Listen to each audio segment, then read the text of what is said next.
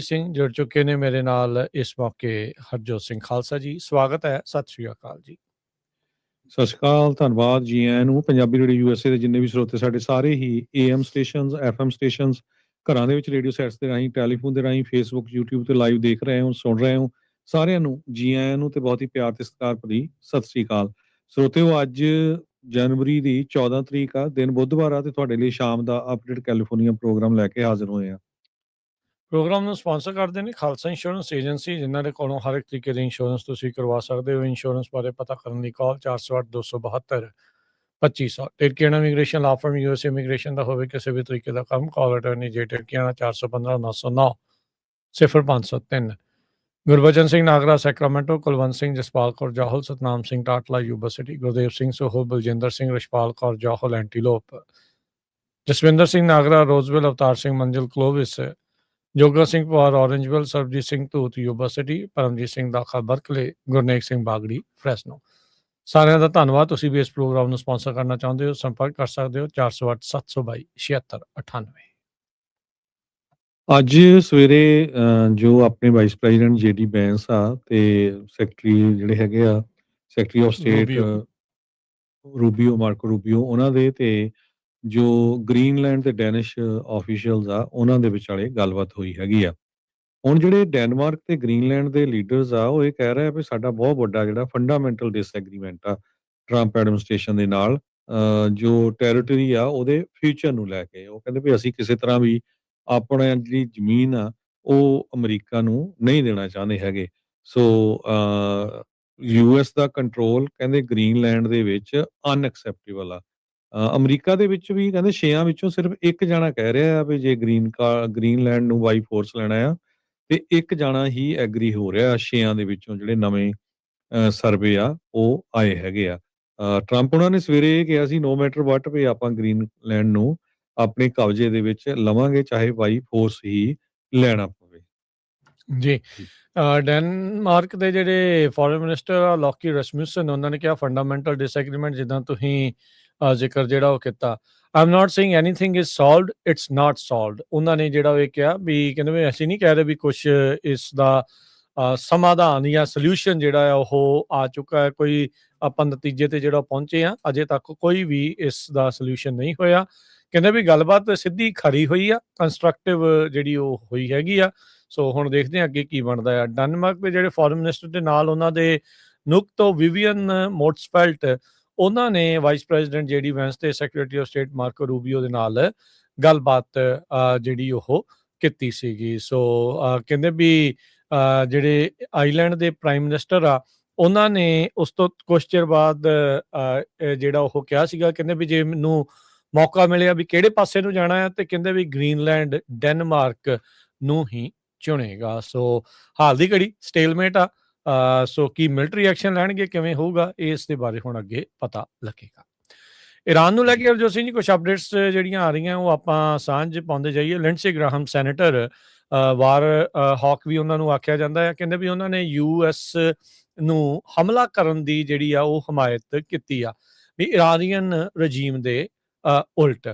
ਸੋ ਕਹਿੰਦੇ ਵੀ ਜਿਹੜੇ ਪ੍ਰੋਟੈਸਟ ਹੋ ਰਹੇ ਆ ਉੱਥੇ, ਉਹਨਾਂ ਨੂੰ ਉਸ ਤੇ ਜਿਹੜਾ ਉਹ ਚੱਲਦੇ ਆ। ਫੌਕਸ ਨਿਊਜ਼ ਦੇ ਉੱਤੇ ਈਰਾਨ ਦੇ ਜਿਹੜੇ ਫੋਰਨ ਮਿਨਿਸਟਰ ਆ, ਉਹਨਾਂ ਨੇ ਆ ਕੇ ਇੰਟਰਵਿਊ ਦੇ ਦੌਰਾਨ ਕਿਹਾ ਵੀ ਅਸੀਂ ਤਾਂ ਟੈਰਰਿਸਟ ਦੇ ਖਿਲਾਫ ਲੜ ਰਹੇ ਆ, ਪ੍ਰੋਟੈਸਟਰ ਦੇ ਖਿਲਾਫ ਨਹੀਂ। ਕਹਿੰਦੇ ਵੀ ਜਿਹੜੇ ਫੋਰਨ ਬੈਕਡ ਟੈਰਰਿਸਟ ਆ, ਉਹਨਾਂ ਨੇ ਆ ਕੇ ਸਾਡੀ ਜਿਹੜੇ ਪੁਲਿਸ ਵਾਲੇ ਆ, ਆਰਮੀ ਵਾਲੇ ਆ, ਉਹਨਾਂ ਨੂੰ ਐਂਬੁਸ਼ ਕੀਤਾ, ਮਾਰਿਆ ਆ, ਸਿਰ ਵੀ ਵੱਡੇ ਆ, ਜਿਹੜੇ ਜਿੰਦਾ ਵੀ ਜਿਹੜਾ ਉਹ ਜਾਲਿਆ, ਤੇ ਹੁਣ ਉਹਨਾਂ ਨੂੰ ਹੀ ਜਿਹੜਾ ਆ ਉਹ ਅਸੀਂ ਮਾਰ ਰਹੇ ਹਾਂ। ਇਹ ਉਹਨਾਂ ਨੇ ਆਪਣਾ ਜਿਹੜਾ ਅਧਿਕਾਰਤ ਬਿਆਨ ਇਸ ਤਰੀਕੇ ਦੇ ਨਾਲ ਇੰਟਰਵਿਊ ਦੇ ਦੌਰਾਨ ਦਿੱਤਾ ਹੈਗਾ ਆ।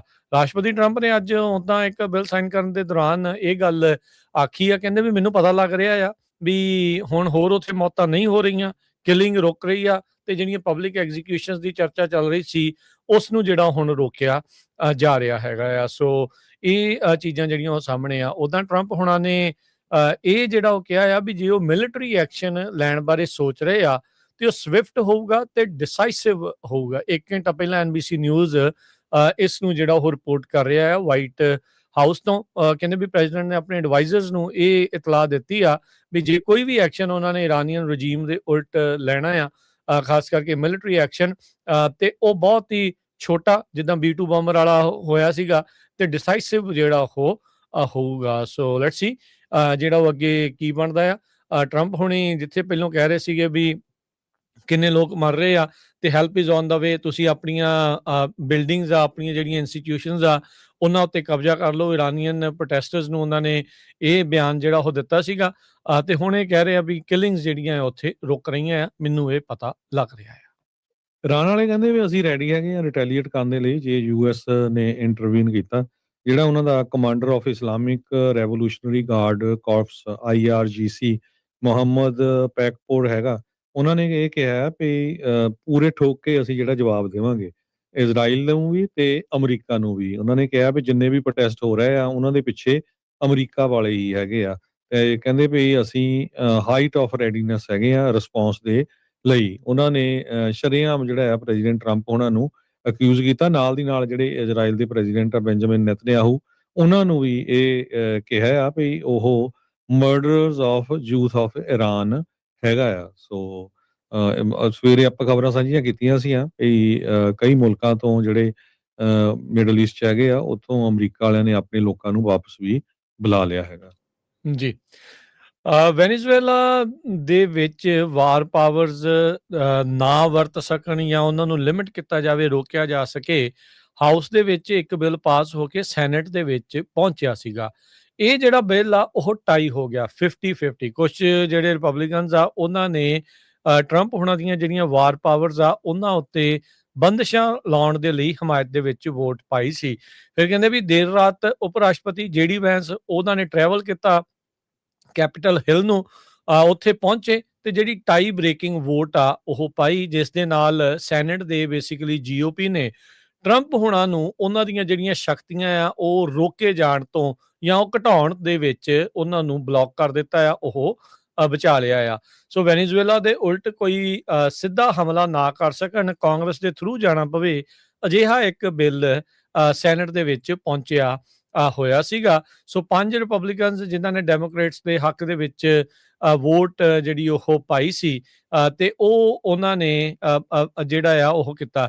ਇਵੈਂਚੁਅਲੀ 5 ਦੇ ਵਿੱਚੋਂ 2 ਜਿਹੜੇ ਆ ਸੈਨੇਟਰ ਜੋਸ਼ ਹੌਲੀ ਤੇ ਟੈਡ ਯੰਗ, ਉਹਨਾਂ ਨੇ ਆਪਣਾ ਜਿਹੜਾ ਸਮਰਥਨ ਆ ਉਹ ਵਾਪਸ ਲੈ ਲਿਆ ਸੀ, ਜਿਸ ਦੇ ਨਾਲ ਵਾਰ ਪਾਵਰਸ ਟਰੰਪ ਹੋਣਾ ਦੀਆਂ ਜਿਹੜੀਆਂ ਇਹਨਾਂ ਨੇ ਬੰਨ ਦੇਣੀਆਂ ਸੀਗੀਆਂ ਜਾਂ ਕਹ ਲਓ ਵੀ ਰੋਕ ਦੇਣਾ ਸੀਗਾ, ਉਸ ਦਾ ਟਰੰਪ ਹੋਣਾ ਦਾ ਬਚਾਅ ਹੋ ਗਿਆ ਆ।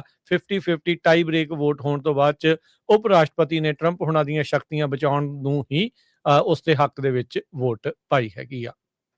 ਫੈਡਰਲ ਜੱਜਸ ਨੇ ਕੈਲੀਫੋਰਨੀਆ ਦਾ ਜਿਹੜਾ ਕਾਂਗਰੈਸ਼ਨਲ ਮੈਪ ਆ ਉਸ ਨੂੰ ਉਸੇ ਤਰ੍ਹਾਂ ਰਹਿਣ ਦੇ ਲਈ ਜਿਹੜਾ ਓਕੇ ਕਰ ਦਿੱਤਾ ਹੈਗਾ। ਇਹ ਵਿਕਟਰੀ ਡੈਮੋਕ੍ਰੇਟਸ ਨੂੰ ਉਸ ਟਾਈਮ ਮਿਲੀ ਆ ਜਦੋਂ ਸੁਪਰੀਮ ਕੋਰਟ ਨੇ ਇਸ ਮਹੀਨੇ ਦੇ ਸ਼ੁਰੂਆਤ ਦੇ ਵਿੱਚ ਟੈਕਸਸ ਦਾ ਜਿਹੜਾ ਜੈਰੀਮੈਂਡਰਡ ਮੈਪ ਹੈਗਾ ਉਸ ਨੂੰ ਸਟੇ ਕਰ ਦਿੱਤਾ ਸੀ। ਅੱਜ 2 ਦੇ ਮੁਕਾਬਲੇ 1 ਦੇ ਨਾਲ ਰੂਲਿੰਗ ਦੇ ਵਿੱਚ ਪੈਨਲ ਨੇ ਰਿਜੈਕਟ ਕਰ ਦਿੱਤਾ ਵੀ ਜੋ ਕੈਲੀਫੋਰਨੀਆ ਦੀ ਰਿਪਬਲਿਕਨ ਪਾਰਟੀ ਤੇ ਡੋਨਲਡ ਟਰੰਪ ਉਹਨਾਂ ਦੀ ਜਸਟਿਸ ਡਿਪਾਰਟਮੈਂਟ ਵੱਲੋਂ ਲਾਸੂਟ ਫਾਈਲ ਕੀਤਾ ਗਿਆ ਸੀ ਵੀ ਜੋ ਇਹਨਾਂ ਨੇ ਜੈਰੀਮੈਂਡਰਿੰਗ ਕੀਤੀ ਹੈਗੀ ਆ, ਨਵੇਂ ਮੈਪ ਬਣਾਏ ਆ, ਉਹ ਉਹਨਾਂ ਨੂੰ ਮੰਨਿਆ ਨਾ ਜਾਵੇ। ਜੱਜ ਜੋਸੇਫਿਨ ਸਟੈਟਨ ਜੋ ਬਰਾਕ ਓਬਾਮਾ ਉਹਨਾਂ ਦੇ ਅਪਾਇੰਟੀ ਆ, ਉਹਨਾਂ ਨੇ ਰੂਲਿੰਗ ਦੇ ਵਿੱਚ ਇਹ ਲਿਖਿਆ ਵਿਦ ਜੱਜ ਕੈਂਥਲੀ ਜੋ ਟਰੰਪ ਉਹਨਾਂ ਦੇ ਅਪਾਇੰਟੀ ਆ, ਉਹਨਾਂ ਨੇ ਡਿਸੈਂਟ ਕੀਤਾ। ਜੋ ਬਾਈਡਨ ਦੇ ਅਪਾਇੰਟਡ ਜੱਜ ਬੀਸਲੇ ਸੂ ਉਹਨਾਂ ਨੇ ਜਿਹੜਾ ਆ ਜੁਆਇਨ ਕੀਤਾ ਸਟੇਟਨ ਦੀ ਰੂਲਿੰਗ ਦੇ ਵਿੱਚ। ਉਹਨਾਂ ਨੇ ਇਹ ਕਿਹਾ ਵੀ ਇਹ ਕੋਈ ਵੋਟਿੰਗ ਦੇ ਵਿੱਚ ਵੀ ਪਾਸ ਹੋ ਚੁੱਕਾ ਹੈ, ਸੋ ਇਹ ਕੋਈ ਕਿਸੇ ਤਰ੍ਹਾਂ ਰੋਂਗ ਨਹੀਂ ਹੈ। ਸੋ ਇਹ ਇਸੇ ਤਰ੍ਹਾਂ ਹੀ ਰਹੂਗਾ ਜਿਸ ਤਰ੍ਹਾਂ ਕੈਲੀਫੋਰਨੀਆ ਦੇ ਵੋਟਰਸ ਨੇ ਮੈਜੋਰਟੀ ਦੇ ਵਿੱਚ ਪ੍ਰੋਪੋਜੀਸ਼ਨ 50 ਦੇ ਥਰੂ ਇਸ ਬਿੱਲ ਨੂੰ ਪਾਸ ਕਰ ਦਿੱਤਾ ਆ, ਜਿਹਦੇ ਦੁਆਰਾ ਰੀਡਿਸਟ੍ਰਿਕਟਿੰਗ ਹੋਈ ਹੈਗੀ ਆ। ਸੋ ਪ੍ਰੋਪ 50 ਨੂੰ ਬੇਸਿਕਲੀ ਅਪਹੋਲਡ ਜਿਹੜਾ ਆ ਫੈਡਰਲ 3 ਜੱਜ ਪੈਨਲ ਨੇ ਕਰ ਦਿੱਤਾ। Central district court of California ਉਹਨਾਂ ਨੇ ਕਿਹਾ ਵੀ ਪ੍ਰੋਪ 50 ਦੇ ਤਹਿਤ ਜੋ ਲੋਕਾਂ ਨੇ ਆਪਣਾ ਫਤਵਾ ਦਿੱਤਾ ਹੈ ਵੀ ਦੁਬਾਰਾ ਕਾਂਗਰੈਸ਼ਨਲ ਮੈਪਸ ਰੀਡਰਾ ਕੀਤੇ ਜਾਣ, ਉਹ ਬਰਕਰਾਰ ਜਿਹੜਾ ਰਹਿਣਗੇ। ਅਗਲੀ ਜਿਹੜੀ ਹਰਜੋਤ ਸਿੰਘ ਜੀ ਖਬਰ ਦੇ ਉੱਤੇ ਨਜ਼ਰ ਮਾਰਦੇ ਜਾਈਏ, ਮੀਜ਼ਲਸ ਦੇ ਜਿਹੜੇ ਕੇਸ ਨੇ ਉਹ ਲਗਾਤਾਰ ਵੱਧ ਰਹੇ ਨੇ। CDC ਨੇ ਆંકੜੇ ਪੇਸ਼ ਕਰਦੇ ਹੋਏ ਜਿਹੜਾ ਉਹ ਦੱਸਿਆ ਵੀ 9 ਸੂਬਿਆਂ ਦੇ ਵਿੱਚ ਘੱਟੋ ਘੱਟ 171 ਕਨਫਰਮਡ ਮੀਜ਼ਲ ਦੇ ਕੇਸ ਸਾਹਮਣੇ ਆ ਚੁੱਕੇ ਹੈਗੇ ਆ। ਇਹ ਸੂਬਿਆਂ ਦੇ ਵਿੱਚ 9 ਸੂਬੇ ਜਿਹੜੇ ਆ Arizona, Florida, Georgia, North Carolina, Ohio, Oregon, South Carolina, Utah ਤੇ ਵਰਜੀਨੀਆ। ਸਾਊਥ ਕੈਰੋਲੀਨਾ ਦੇ ਵਿੱਚ ਕਹਿੰਦੇ ਵੀ ਇਸ ਮੌਕੇ ਮੀਜ਼ਲ ਆਊਟਬ੍ਰੇਕ ਅਕਤੂਬਰ ਤੋਂ ਚੱਲ ਰਿਹਾ ਹੈਗਾ, ਖਾਸ ਕਰਕੇ ਇੱਕ ਸਪਾਰਟਨਬਰਗ ਕਾਊਂਟੀ ਆ ਉਹਦੇ ਵਿੱਚ ਸਭ ਤੋਂ ਜ਼ਿਆਦਾ ਕੇਸ ਆਏ ਆ ਤੇ ਨਾਰਥ ਕੈਰੋਲੀਨਾ ਦੇ ਬਿਲਕੁਲ ਨਾਲ ਕਾਊਂਟੀ ਜਿਹੜੀ ਲੱਗਦੀ ਹੈਗੀ ਆ। 124 ਨਵੇਂ ਮੀਜ਼ਲ ਦੇ ਜਿਹੜੇ ਕੇਸ ਆ ਉਹ ਸਟੇਟ ਦੇ ਵਿੱਚ ਪਿਛਲੇ ਫਰਾਈਡੇ ਤੋਂ ਲੈ ਕੇ ਹੁਣ ਤੱਕ ਰਿਪੋਰਟ ਜਿਹੜੇ ਉਹ ਕੀਤੇ ਗਏ ਹੈਗੇ ਆ। ਇਸ ਮੌਕੇ ਮੁਲਕ ਭਰ ਦੇ ਵਿੱਚ ਇੱਕ ਨਵੀਂ ਮੁਹਿੰਮ ਜਾਂ ਵੇਵ ਜਿਹੜੀ ਉਹ ਚੱਲ ਰਹੀ ਹੈ ਐਂਟੀ ਵੈਕਸੀਨ ਦੇ ਤਹਿਤ, ਜਿਸ ਦੇ ਤਹਿਤ ਇਹ ਜਿਹੜੀ ਇੱਕ ਹਿਸਾਬ ਦੇ ਨਾਲ ਵੈਕਸੀਨ ਦੇ ਨਾਲ ਇਹ ਬਿਮਾਰੀ ਇੱਕ ਹਿਸਾਬ ਨਾਲ ਖਤਮ ਕਰ ਦਿੱਤੀ ਗਈ ਸੀ। ਇਹ ਵੈਕਸੀਨ ਨਾ ਲਵਾਉਣ ਕਰਕੇ ਬਾਰ-ਬਾਰ ਜਿਹੜੀ ਆ ਇਹ ਮੀਜ਼ਲ ਜਾਂ ਹੁਣ ਦੁਬਾਰਾ ਸਿਰ ਕੱਢ ਰਹੀ ਆ।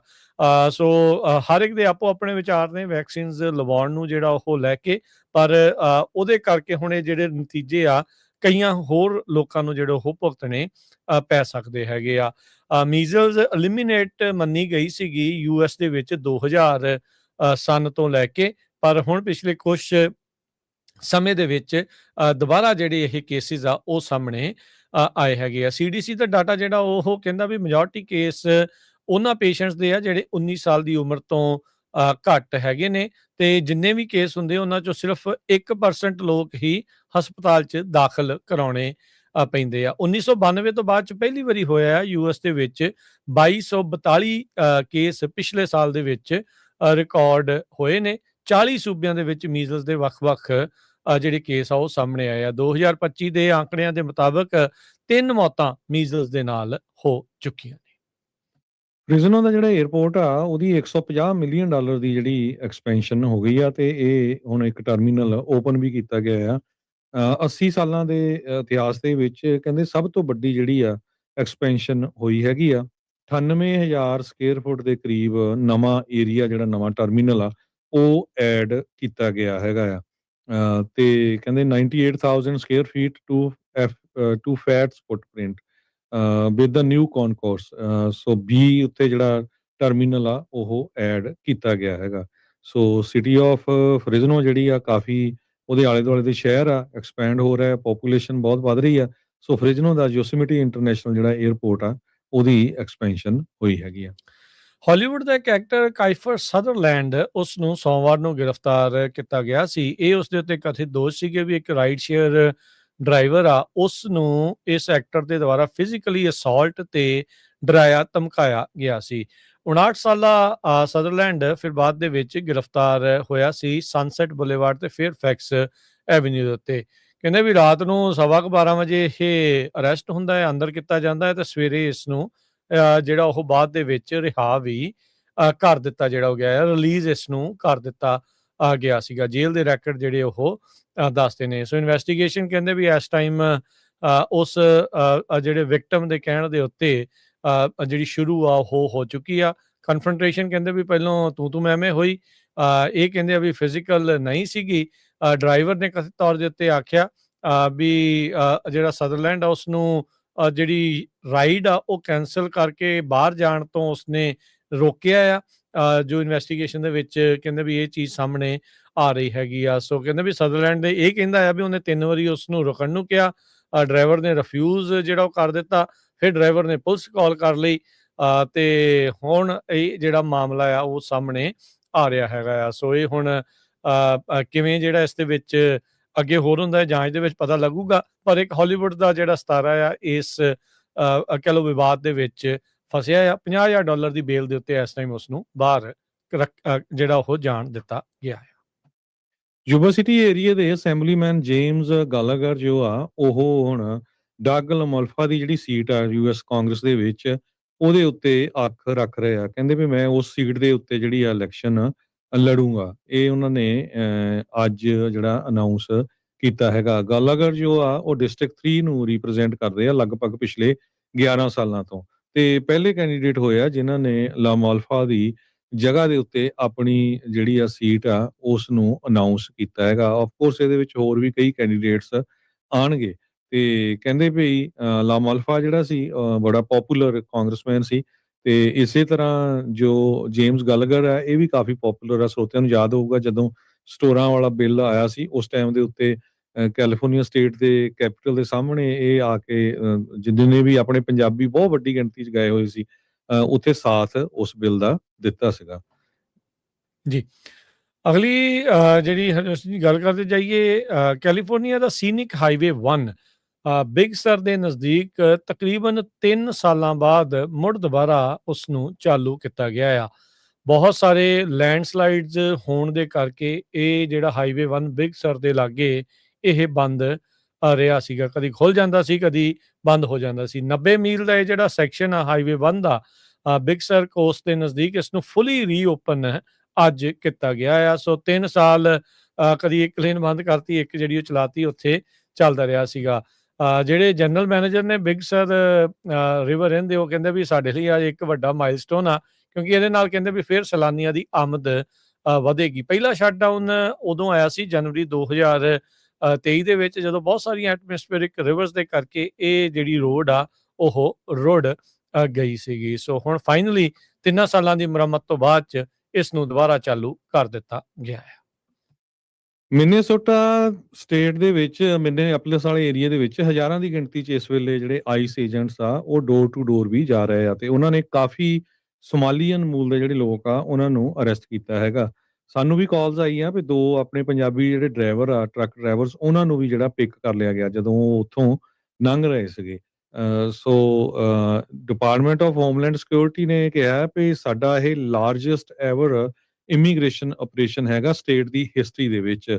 ਜਿਹੜੀ ਬੈਂਸ ਹੁਣੀ ਕਹਿੰਦੇ ਆ ਵੀ ਅਸੀਂ ਇਦਾਂ ਦੇ ਜਿਹੜੇ ਆਪਰੇਸ਼ਨ ਆ ਉਹ ਵੱਖ-ਵੱਖ ਸ਼ਹਿਰਾਂ ਦੇ ਵਿੱਚ ਜਾਂ ਜਿੱਥੇ ਵੀ ਸੈਂਚੁਰੀ ਸਿਟੀ ਜਾਂ ਸੈਂਚੁਰੀ ਸਟੇਟਸ ਆ ਉਹਨਾਂ ਦੇ ਵਿੱਚ ਕਰਾਂਗੇ।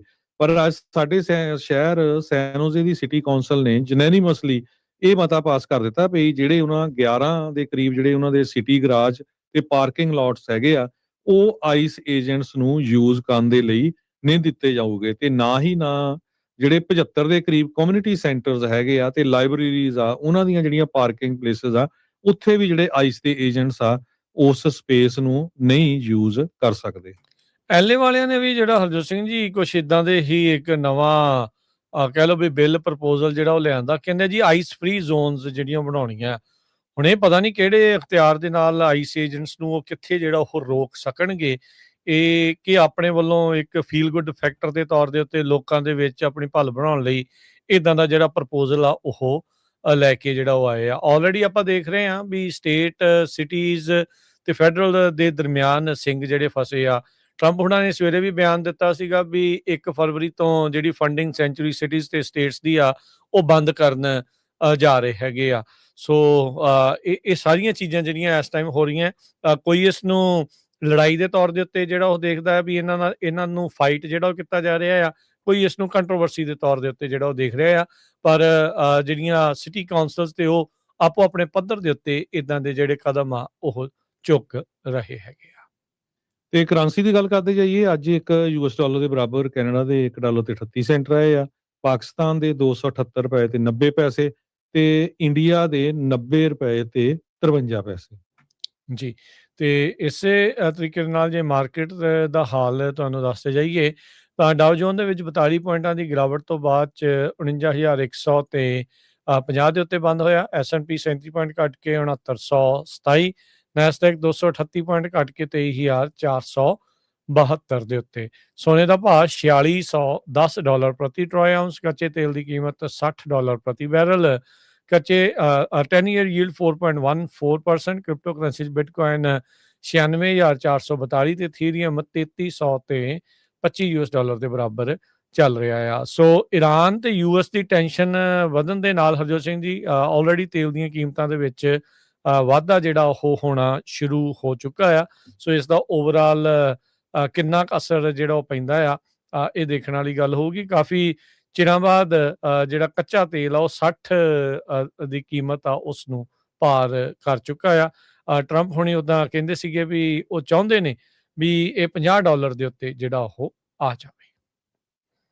ਸੋ ਇੱਥੇ ਹੀ ਸਰੋਤਿਆਂ ਤੋਂ ਇਜਾਜ਼ਤ ਲੈਂਦੇ ਹਾਂ। ਮੇਰੇ ਹਰਜੋਤ ਸਿੰਘ ਵੱਲੋਂ, ਮੇਰੇ ਰਾਜਕਰਮੀਤ ਸਿੰਘ ਵੱਲੋਂ ਆਪ ਸਭ ਨੂੰ ਪਿਆਰ ਸਤਿਕਾਰ ਸਨਿੱਘੀ ਜਿਹੀ ਸਤਿ ਸ੍ਰੀ ਸਤਿ ਅਕਾਲ। ਸ੍ਰੀ ਅਕਾਲ। ਜਿਉਂਦੇ ਵਾਸਤੇ ਰਹੋ, ਹੱਸਦੇ ਖੇਲਦੇ ਰਹੋ, ਸੁਣਦੇ ਰਹੋ, ਦੇਖਦੇ ਰਹੋ ਪੰਜਾਬੀ ਰੇਡੀਓ US।